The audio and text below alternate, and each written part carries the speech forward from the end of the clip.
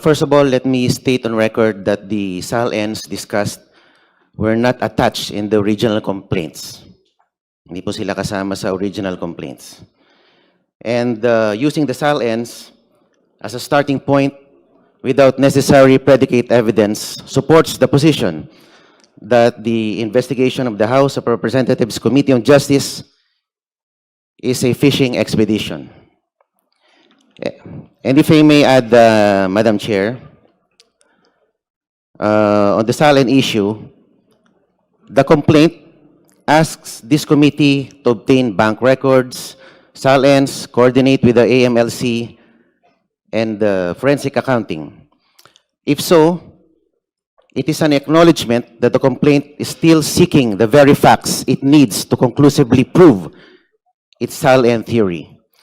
Ma'am, malaki po kasi yung pinagkaiba ng isang complaint that already alleges ultimate facts supported by evidence, and a complaint that substantially requests this committee to authorize this committee to investigate, and perhaps we will later find the proof.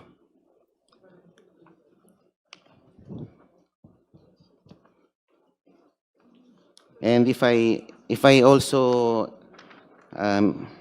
raise this observation, Madam,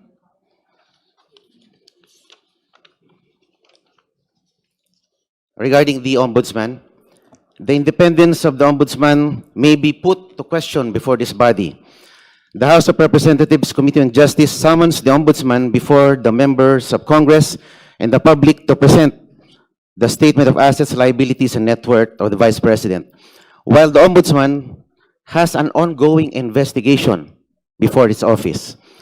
The Ombudsman is mandated to have the primary duty to conduct investigations over the misconduct of public officers. Madam Chair, point of order.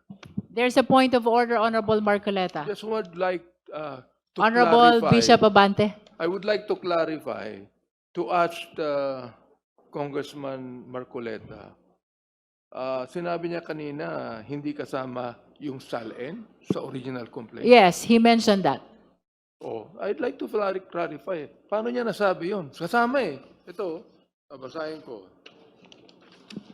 Vice President Sara Duterte committed culpable violation of the Constitution and betrayed the public trust in amassing unexplained wealth and failing to disclose all her properties and interests in properties in her SAL-N. Nagalagay po sa complaint eh. Anong sinasabi niya na hindi kasama sa original complaint? I'd like to find out from him. Honorable Ang hirap Marcoleta. noon, Chair, salita siya ng salita dito. Kinakailangan maging sure tayo na hindi nabanggit.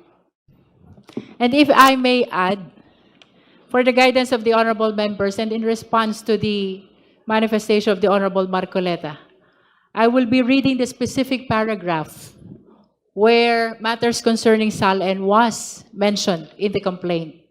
With regards to Sabale complaint, there are allegations in paragraph 107, 108, 109, and paragraphs 285 to 290.